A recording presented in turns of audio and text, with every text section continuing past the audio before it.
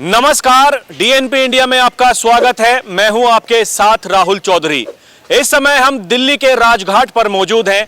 मैं यहां से होकर के गुजर रहा था तो मैंने देखा कि कुछ लोग यहां पर बैठे हुए हैं।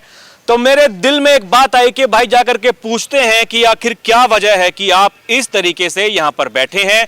जब मैं यहां पर आया तो मैंने देखिए एक बोर्ड भी यहां पर लगा हुआ देखा, दिल्ली सिविल डिफेंस बस मार्शल, डीटीसी और क्लस्टर बस मार्शल्स दिल्ली के 40 विभागों में कार्य करने वाले सभी सिविल डिफेंस को दिल्ली सरकार द्वारा बेरोजगार करने के विरोध में आंदोलन और धरना प्रदर्शन।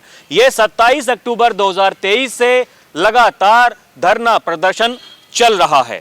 यहां पर जो ये लोग बैठे हुए हैं, अब इनसे पूछेंगे और ये जानने की कोशिश करेंगे कि भाई क्या वजह है और जो समस्या आ रही है, क्योंकि समस्या आ रही है तभी तो ये धरने पर बैठे हैं।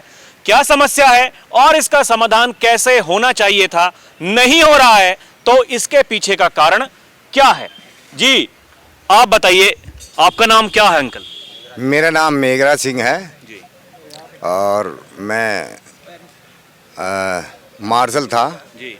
क्लस्टर बस में, और 31/10/2023 से हम लगातार कंटिन्यू यहाँ बैठे हुए हैं। हमारी एक सरकार से ये डिमांड है कि हमारे को स्थायी नौकरी दी जाए।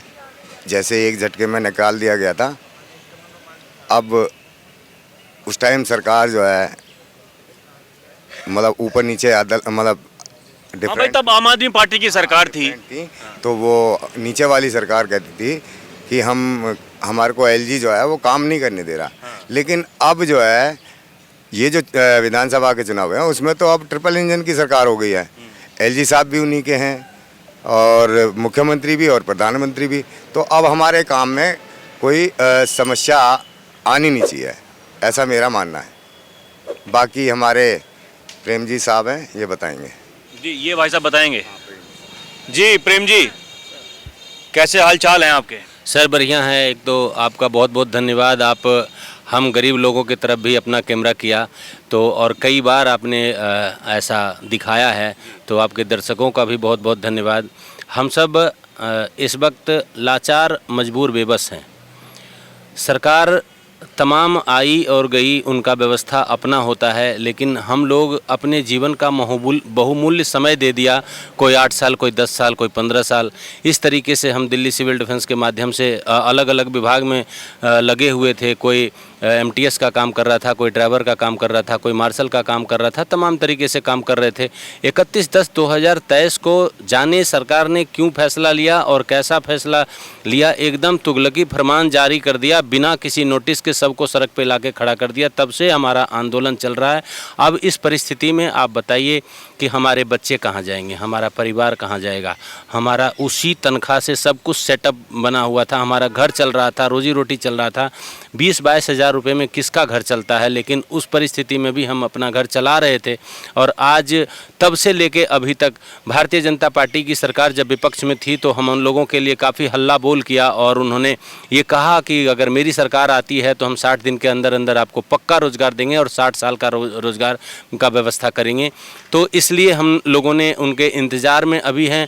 और जितने भी लोग यहाँ आप बैठे देख रहे हैं, ये 10,792 लोगों को प्रेजेंट कर रहे हैं यहाँ बैठ के, धरना स्थल पर बैठ के, और सरकार से बैक टू बैक बात भी कर रहे हैं। हम अभी सारे मंत्रियों से मिलने का काम कर रहे हैं, मुख्यमंत्री से मिलने का। अभी रिसेंटली आपकी किससे मुलाकात हुई, क्या बात हुई, अगर आप वो बताना चाहें कि भाई सरकार अब बीजेपी की है, लगभग 1 महीना होने वाला है शपथ ग्रहण समारोह खत्म होने के बाद भी जितने भी मंत्री हैं उन्होंने भी अपना कार्यभार संभाल लिया है।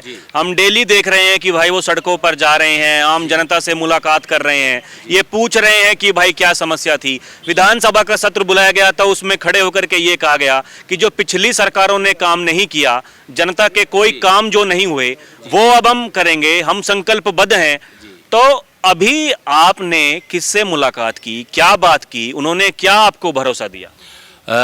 सीएम रेखा गुप्ता जी से भी हमारे डेलीगेट ने बात किया है और कपिल मिश्रा जी से भी बात हुई है। लेटेस्ट कल हमारी जो मुलाकात हुई है हमारे लोगों का। वो परिवहन मंत्री से मुलाकात हुआ है पंकज सिंह जी से, तो उन्होंने भी सबका कहना यही है कि बीजेपी ने जो आप लोगों को कमिटमेंट किया है उस पर खड़ा उतरेगी और ये काम थोड़ा सा टफ है और उसका व्यवस्था हम लोग कर रहे हैं। और 60 दिन का समय जो आपको दिए हैं उस 60 दिन के अंदर हम आप सभी का व्यवस्था कर देंगे। तो इस वक्त हम लोग जितने भी हैं उनके आश्वासन के मझधार में बह रहे हैं। अब किनारा कहाँ मिलेगा ये तो समय बताएगा। अगर 60 दिन के बाद 61वां दिन हुआ और 62वां 60 दिन कब से ये जो टाइम पीरियड है कब से शुरू होता है? 8 तारीख से, जब से सरकार बनी है, जिस दिन से जीती है बीजेपी। जिस दिन से जीती है बीजेपी 8 तारीख से। तो हम उन्हीं का इंतज़ार कर रहे हैं और हमें लगता है कि गरीब लोगों का भला वो ज़रूर करेंगे, और नहीं करेंगे तो हमें मजबूरन फिर से सरकार के खिलाफ प्रोटेस्ट करना पड़ेगा। और हम 62वें दिन प्रोटेस्ट ज़रूर करेंगे और पूरी संख्या में हम उनके पास जाएंगे कि आखिर हमारी गलती क्या रही, आपने हमारा सहयोग किया, उसके बाद हमारी क्या गलती रही जो सरकार में आके हमारा काम आप करने में असमर्थ हैं। यह सब हम उनसे पूछेंगे, लेकिन भारी संख्या में जाएंगे, हम अकेले नहीं जाएंगे, हमारा कोई डेलीगेट नहीं जाएगा, हम पूरी संख्या में जाएंगे और सड़क के माध्यम से जाएंगे, डीसीपी के माध्यम से हम उन तक पहुंचेंगे। ये चुनाव से पहले ही आपको आश्वासन दिया गया था कि भाई अगर हमारी सरकार बन जाती है, क्योंकि अभी तक तो हम ये देख रहे थे कि भाई कुछ काम ऐसे होते थे एलजी साहब नहीं करने दे रहे हैं, कुछ काम ऐसे होते थे कि एलजी साहब कहते थे कि भाई ये तो सरकार के हाथ की बात है, वही नहीं करना चाहते हैं। हम लोगों ने पागलों की तरह काम किया, जिसको जहां कहा गया, जिसको जैसा बोला गया वैसा काम किया, क्योंकि सवाल रोजी रोटी का है, रोजगार का है। तो रोजगार पाने के लिए हमें जो भी करना पड़ा हम सब कुछ किए। अब सरकार भी बन गई, उसके बाद भी हमें अगर नहीं मिलती है इंसाफ, और ये सभी लोग रामराज की बात करते हैं, रामराज में हमने भी कुछ पढ़ा है तो उसमें कहीं ऐसा नहीं है कि रामराज में कोई इस तरीके से धरना नहीं करता था, कोई भूखा नहीं रहता था। तो हमें लगता है कि ये सरकार हमारे लिए ज़रूर कुछ ना कुछ करेगी, नहीं करेगी तो हम अपनी संख्या के माध्यम से इनको मजबूर करेंगे करने के लिए, और हम जीत के रहेंगे। काम तो हमारा हर हाल में इनको करना पड़ेगा, सही से करें या ये जबरन करें या हमारी संख्या के प्रभाव से करें, लेकिन करना तो पड़ेगा। आप लगभग 1.5 साल से यहाँ पर बैठे हुए हैं, घर का खर्च, घर की दिनचर्या कैसे चल रही है? काफ़ी मुश्किलों का दौर है। मैं तो अपना गांव का ज़मीन बेच के आया हूँ, सीधा बात तो ये है, मैं अपना गांव का ज़मीन बेच के आया हूँ, उससे मेरा घर परिवार चल रहा है। और अभी तक अगर ये रोज़गार नहीं दिए तो काफ़ी अलग तरीके का और भी कुछ हो सकता है, क्योंकि इसके अलावा कोई दूसरा रास्ता है नहीं। आपका नाम क्या है भैया? मेरा नाम मोहसिन है सर। तो मोहसिन साहब, आप क्या कहना चाहेंगे? पहले तो ये जिम्मेदार कौन है? अगर यहाँ पर आप बैठे हुए हैं, मेरा सीधा सा सवाल है, किसको आप जिम्मेदार मानते हैं और अब किससे आपको भरोसा है? सर इसमें हमारी तो कोई गलती नहीं थी, क्योंकि हमें तो एक जैसे नौकरी के लिए एक वैकेंसी निकाली जाती है उस तरीके से हमें भर्ती किया गया था। प्रॉपर जो हमारा मेडिकल था, जो हमारी ट्रेनिंग थी और उसके क्राइटेरिया थे कि इतनी एज होनी चाहिए, इतनी पढ़ाई लिखाई होनी चाहिए, वो सारी फुलफ़िल करके हम आए थे। लेकिन अब जिन्होंने हमें भर्ती किया था उन्हीं लोगों ने उसको ये कह दिया कि भाई ये जो है वो एक्ट के ख़िलाफ़ है। तो अब ये तो भर्ती करने वाले बता सकते हैं कि उन्होंने भर्ती किस बेस पे किया था और निकाला किस बेस पे है। वो खुद ही इस चीज़ का आपस में फ़ैसला कर ले कि जब उन्होंने भर्ती किया था तो तब वो गलत थे, या जब उन्होंने निकाला तब वो गलत है। और जब आपने भर्ती किया था तो आपने इतने लोगों को रोज़गार दिया था, तो सिंपल सी बात है, अगर आप एक बार किसी को रोज़गार दे देते हैं तो उसका जो पूरा परिवार है वो उस पर आश्रित हो जाता है, और जितने भी उसके साथ में रहने वाले या और जितने उसके घर के मेंबर हैं वो सब उस पर डिपेंडेंट हो जाते हैं। तो अब जब वो इतने लोग उस पर डिपेंडेंट हो गए और आप उसको 8 साल 10 साल नौकरी कराने के बाद आप कह रहे हो कि आपकी जो भर्ती है उसमें कमी है, आप ये ऑब्जेक्शन लगा रहे हो, तो जब आप भर्ती करते थे तो आपको उसी टाइम वो देखना चाहिए था। इसमें हमारी तो कोई गलती है नहीं। अगर कल को कोई गवर्नमेंट किसी भी फील्ड में वैकेंसी निकालती है, मान लो दिल्ली पुलिस में ही निकलती है वैकेंसी, और वो दिल्ली पुलिस का पेपर क्रैक करके उसके क्राइटेरिया पूरा करके और वो बंदा कांस्टेबल बन जाता है, और दूसरा कोई मंत्री आता है या कोई भी बड़ा ऑफिसर आता है, वो कहता है कि जो पुरानी भर्ती हुई थी ना ये गलत थी और ये सारे बंदों को बाहर करो, तो ये किस तरीके का तानाशाही वाले यहाँ पे काम हो रहे हैं, या फिर किस तरीके से उनके आपसी विचार ना मिलने से ये ऐसे ऑर्डर निकाले जा रहे हैं। वो पहले आपस में गवर्नमेंट चलाने वाले और उसको देखने वाले ये देखें कि वो किस तरीके से ये चीज़ें चला रहे हैं, क्योंकि उसका आम जनता पर बहुत इम्पैक्ट हो रहा है। अब हमारा उनसे सिंपल सा सिर्फ एक सवाल है कि ठीक है, इसमें जो भी गलतियाँ थी, जैसा आप कह रहे हैं कि इसमें गलतियाँ थी, तो हमने तो वो गलतियाँ की नहीं। आपने वैकेंसी निकाली, हमने फुलफिल करी, फिर आपने उसमें गलती निकाली और आपने हमें बाहर कर दिया। तो आपने जब वैकेंसी निकाली थी तो गलती आपकी तरफ से हुई है, या तो आप पहले ही वो सारे क्राइटेरिया पूरे करते जो आप पूरा करने के लिए कह रहे हैं, और अगर वो जो गलती अब हो गई है तो अब आप हमें सिर्फ इतना बता दीजिए कि 8 साल 10 साल नौकरी करने के बाद हम कहाँ जाएंगे। जो हमारे पीछे हमारे डिपेंडेंट है, हमारे माता पिता है, जो हमारे बाल बच्चे हैं, या और भी जो फैमिली मेम्बर हैं, जो हमारे भाई बहन हैं, वो जो अब मेरी एज भी इतनी हो गई है कि मैं कहीं और अगर अप्लाई भी मारूंगा, या मेरे और भी साथी हैं जिनकी एज अभी 40 या 50 प्लस हो गई है, तो वो किस चीज़ में अप्लाई मारेंगे। कोई ऐसी मार्केट में कोई वैकेंसी नहीं है गवर्नमेंट में जिसमें आप 50 साल तक अप्लाई कर सकते हो, या आप 40 साल तक अप्लाई कर सकते हो। और अगर अप्लाई कर भी देंगे तो सर इसमें हमारे जो मार्शल का हमने काम किया है ना, वो उन फील्ड में हमने काम किया है। ऐसे आप ये कह सकते हैं कि बस में एज ए कांस्टेबल हम काम करते थे, अपने जो हमारी रैंक है उसके हिसाब से हम एक कांस्टेबल आप काउंट कर सकते हैं। और कितने लोग ऐसे हैं जिनके हाथ भी टूटे, पैर भी टूटे हैं। एक हमारा साथी है, उसका तो पूरा पैर ही ये कट, मतलब उसका एक पूरा पैर कट गया था, भरत नागपाल नाम है उसका, और वो न्यूज़ में भी पहले काफ़ी आया था, और उसको हमने चंदा वगैरह करके उसकी काफ़ी हेल्प की थी। तो अब आप ये देखिए, अगर हमें कहीं आप अगर ये कहते हैं कि चलो हम आप लोगों को कहीं सेटलमेंट कर देंगे, और 5 नंबर 10 नंबर ऐसे ही कोई पॉलिसी लाते हैं, तो जिसके हाथ टूट गए, पैर टूट गए, वो लोग कहाँ जाएंगे। और जो ओवर एज है 40 साल है 50 साल है, वो कहाँ जाएंगे। तो अब हमारा सिर्फ इनसे इतना निवेदन है, जो पुरानी सरकार थी वो इसको नहीं कर पाई, इनसे हमें उम्मीद है। इन्होंने हमें चुनाव से पहले भी कहा था, मैं विजेंद्र गुप्ता जी का आपको आपको दिखाना चाहूँगा। उन्होंने खुद कहा था कि दिल्ली में भाजपा की सरकार बनते ही 60 दिन के अंदर आप लोगों का रोज़गार मार्शल का नियमित करेगी। ये उन्होंने 11 नवंबर 2024 को अपने ट्वीट किया था, और एक वीडियो भी डाली थी, वो वीडियो भी हमारे पास है। तो अब विजेंद्र गुप्ता जी विधानसभा अध्यक्ष बन गए हैं, तो उनको बहुत बहुत बधाई कि वो अध्यक्ष के रूप में चुने गए हैं दिल्ली में विधानसभा के। तो अब मैं कहूँ, अब मेरी उनसे यही विनती है कि जो उन्होंने कहा था, जो उनकी सरकार की कमिटमेंट है या उनकी कमिटमेंट है, वो उसको फुलफ़िल करें, और हम लोगों का रोज़गार जैसे हम अभी जिस अवस्था में है उसी अवस्था में हमारा रोज़गार कहीं सुनिश्चित करें। कोई भी ऐसी पॉलिसी या कोई ऐसी योजना लाए जिसमें हमें ये कहा जाए कि आप लोगों को 5 नंबर 10 नंबर हम दे रहे हैं और आप लोग इसको फुलफ़िल कर लो, क्योंकि वो भी हम नहीं कर पाएंगे।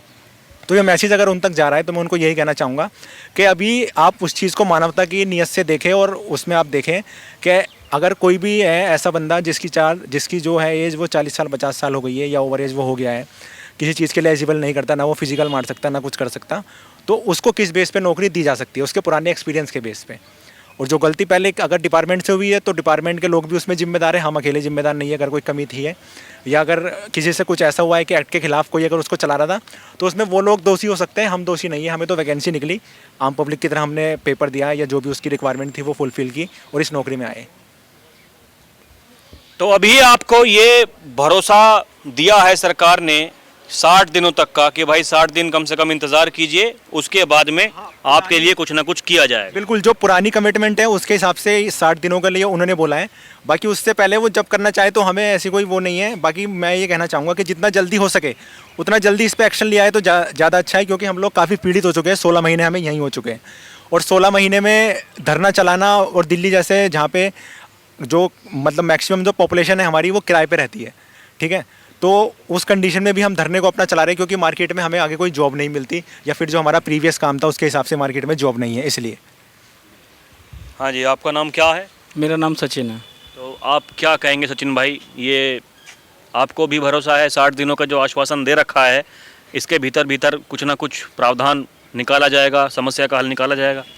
सबसे पहली बात जो आपने कहा, क्या कहना चाहते हैं, जैसा कि आपको बताया कि इस धरने प्रदर्शन को 16 से 17 महीने हो चुके हैं, तो एक बहुत लंबा समय निकल चुका है, दुखों का पहाड़ हमारे ऊपर, जो कि 2 शब्दों में, 2 मिनट में, 5 मिनट में जिसको हम बयान नहीं कर सकते हैं। ये तो सिर्फ हम ही जानते हैं और हमारा परिवार जानता है कि बेरोज़गार होने के बाद में किस तरह से हमारे साथियों ने अपना अपना घर चलाया। हमारे 10,000 की संख्या में ऐसी काफ़ी सारी महिलाएँ हैं जो सिंगल मदर हैं, उनके बच्चे हैं, उनके माँ बाप हैं, वो जैसे तैसे इस नौकरी से अपने घर को चला रही थी और कमरे का किराया दे रही थी। 45% ऐसे लोग हैं जो रेंट पर रहते थे, सिर्फ उनके जीविका को चलाने का सिर्फ एक ही माध्यम था, ये नौकरी, जो कि सरकार की कमी समझ लो, प्रशासन की कमी समझ लो, या पॉलिसी ठीक नहीं बनाई उसकी कमी समझ लो। जैसे कि साथी ने बताया हमारे कि जो 8-10 साल काम कराने के बाद में हमें बता दिया गया कि हमारी जो पॉलिसी थी इसमें कमियाँ थी, तो वो कमियां हमने तो नहीं करी थी, हम तो अपने सारे क्राइटेरिया को फिल करके आए थे। मरा कौन? हम। भर्ती करने वाले नेता भी जिंदा हैं, अच्छा अपना खा कमा रहे हैं, वो अधिकारी भी जिंदा हैं जिन्होंने भर्ती की थी, अच्छी उनका प्रमोशन वगैरह सब कुछ चल रहा है। भुगत कौन रहा है? हम। सड़क पर कौन बैठे? हम। सर्दी, बरसात, गर्मी, ना जाने कितने साथी ऐसे बैठे जिन पर पुलिस के मुकदमे भी हुए हैं। ऐसा कोई सा नेता मंत्री की चौखट नहीं है जहाँ पर हम अपनी अरदास लेकर नहीं गए। ऐसा कोई सी सड़क नहीं है, जंतर मंतर, चंद की राम अखाड़ा या कोई भी ऐसी जगह जहाँ पर हमने प्रदर्शन ना करा हो। पहले तो ये सब चल रहा था इनमें कि 2 सरकारें हैं, अगर एक सरकार करती है तो बोलता है कि एलजी नहीं कर रहा। एलजी आरोप डालते थे कि भाई जो दिल्ली सरकार है, जो केजरीवाल की आतिशी की सरकार थी, उन्होंने पॉलिसी को ठीक से बना के नहीं भेजा है। तो हम ऐसे नहीं कि खुशी के पल हमारे जीवन में नहीं आए। जब जब विधानसभा से पास होता था हमारे लिए प्रस्ताव कि हाँ भाई इनको नौकरी मिलने वाली है, तो हमारे अंदर खुशी भी आई थी, लेकिन वो फिर आगे जाके लटक जाता था बीच में। लेकिन अब कहीं ना कहीं एक उम्मीद जागी है कि अब एक ही सरकार है और एक ही रास्ता है, एलजी भी केंद्र का और केंद्र भी दिल्ली की, और अब जो दिल्ली बनी है वो भी केंद्र का। तो हमारा एक ही रास्ता, एक ही सड़क है। कुछ दिन पहले, अभी हफ्ते भर पहले, कैबिनेट मंत्री कपिल मिश्रा जी से हमारी बात हुई थी ऑन टेबल सचिवालय के अंदर बैठ के। तो उन्होंने हमसे कहा था कि हमारे जो विजेंद्र गुप्ता जी हैं वो, और जो सचदेवा जी हैं प्रदेश अध्यक्ष, अगर उन्होंने अपने मुख से आपके लिए कुछ भी बोला है तो हम उसके लिए वचनबद्ध हैं, और हमने जो आपसे वादा किया है हम उस पर अटल हैं। उन्होंने हमें अप्रैल और मार्च तक का समय दिया है। क्या हम आपके लिए काम कर रहे हैं, आप थोड़ा सा धैर्य बनाए रखें, क्योंकि अब उम्मीद इसलिए भी है क्योंकि सिंपल सी बात है, ना तो अब जो यहाँ से दिल्ली सरकार जो काम करेगी, प्रस्ताव भेजेगी, ना तो अब उसको एलजी रोकेंगे, ना अब उसको कोई और रोकेगा। मैं तो आपके चैनल के माध्यम से यही कहना चाहता हूँ कि हम लोग शरीर से हार चुके हैं, लेकिन मन से अभी भी एक विश्वास बाकी है मन में कि अभी हम पूरी तरह हारे नहीं हैं। धरना स्थल से ही जब हमने ये शुरू किया था आज से लगभग 16-17 महीने पहले, तो हमारे अंदर एक उम्मीद थी, एक न्याय की आस इसलिए थी क्योंकि गलत हम नहीं हैं। हम गलत इसलिए नहीं हैं क्योंकि हमने अपने तन मन से दिल्ली की सेवा की है। साहब ये वो लोग हैं, जब कोरोना जैसी महामारी में बाप बेटे को, रिश्तेदार अपने भाई को, छोटा बड़े भाई को कंधा नहीं दे रहा था, ये वो लोग हैं इन्होंने मेडिसिन पहुंचाई। जिन लोगों को हाथ नहीं लगा रहा था डेड बॉडी को, इन्होंने शमशान घाट तक पहुंचाया, है ना। तो दिल्ली के रक्षक ही हैं, और आज रक्षक का क्या है कि 16-17 महीने बाद भी हम धरने पर बैठे हैं। थोड़ी सी मन में खुशी ये है कि चलो अब कहीं ना कहीं अब एक सरकार है, एक बीच का रास्ता हमारा क्लियर हो गया है कि भाई एलजी नहीं करने दे रहा, तो वो सब तो हमें सुनने को नहीं मिलेंगे। आपके चैनल के माध्यम से जो बीजेपी का शीर्ष नेतृत्व है, मैं उनसे कहना चाहता हूँ कि एक बार अपनी नज़र इनकी तरफ घुमाइए। ये कोई दोषी नहीं है, इन्होंने कोई गलत काम नहीं किया है। इन्होंने अपने परिवार को पालने के साथ में, दिल्ली जब ऐसी भयंकर महामारी से जूझ रहा था, अपनी जान की परवाह किए बिना इन्होंने दिल्ली की रक्षा की है। इन्होंने कह दिया था कि दिल्ली की बाउंड्री पर सिविल डिफेंस खड़ी है, कोरोना तुझे यहाँ से जब जाने देंगे तो पहले मुझ पर वार करेगा। इन्होंने अपनी जान की परवाह की, उस दिल्ली की रक्षा की है। और आज देख लो, ये वही परिवार है जो दाने दाने को मोहताज हैं। इनके घर में किराया देने को पैसे नहीं है, आए दिन मकान मालिक थ्रेट देते हैं, बच्चों की पढ़ाई छूट चुकी है, माँ बाप का इलाज ढंग से नहीं हो पा रहा है। तो मैंने बताया ना कि 17 महीने का दुख साहब हम 2 शब्दों में या 2 मिनट में बयां नहीं कर सकते हैं। हम तो बीजेपी से ये उम्मीद करना चाहते हैं कि जो सचदेवा जी ने और जो विजेंद्र गुप्ता जी ने हमसे वादे किए थे, और जो कपिल मिश्रा जी ने अभी हमसे वादे किए हैं कि हम अपने बयान पर आज भी कायम है, अटल है, तो हम उनसे यही जानना चाहते हैं कि साहब जल्द से जल्द इनके काम को कर दीजिए, क्योंकि ये वो लोग हैं जिनसे दिल्ली चली है, जिनसे दिल्ली बची है। अगर आज दिल्ली कहीं ना कहीं जीवित है और खुली हवा में सांस ले रही है, तो साहब ये इन लोगों का योगदान है। तो इनके योगदान को व्यर्थ ना करके बीजेपी से हाथ जोड़कर हमारे हजारों परिवारों की तरफ से रिक्वेस्ट है कि आपने जो हमसे प्रॉमिस किया था इलेक्शन से पहले कि 2025 में हम आएंगे, हम आपको रोजगार देंगे, पक्का रोजगार देंगे। देखिए, मैं पक्के की तो कह नहीं रहा, लेकिन अभी फिलहाल ये लोग रोजगार ही मांग रहे हैं, जिससे कि अपना घर परिवार पाल सकें। केवल रोजगार मांग रहे हैं, और जो आश्वासन दिया गया था चुनाव से पहले, कहा गया था कि 60 दिनों के भीतर आपके लिए कुछ ना कुछ किया जाएगा। वही विजेंद्र गुप्ता जी जो ये भैया हमें दिखा रहे थे, उनका ट्वीट, उन्होंने जो कहा था 60 दिनों के भीतर, वो पहले नेता प्रतिपक्ष थे, आज वो विधानसभा के स्पीकर हैं। और जैसा कि ये लोग बता रहे हैं कि इनकी मुलाकात जो कि मंत्री हैं अब सरकार में, उनसे हो चुकी है, मुख्यमंत्री तक भी उनकी बात पहुंच चुकी है, और जो विधानसभा के स्पीकर हैं उन तक भी इनकी बात पहुंच चुकी है। अब देखना होगा कि सरकार इस पर क्या एक्शन लेती है और कब एक्शन लेती है। आप देखते रहे DNP इंडिया, हर खबर भरोसे के साथ। कैमरा पर्सन प्रिया के साथ मैं राहुल चौधरी, नमस्कार।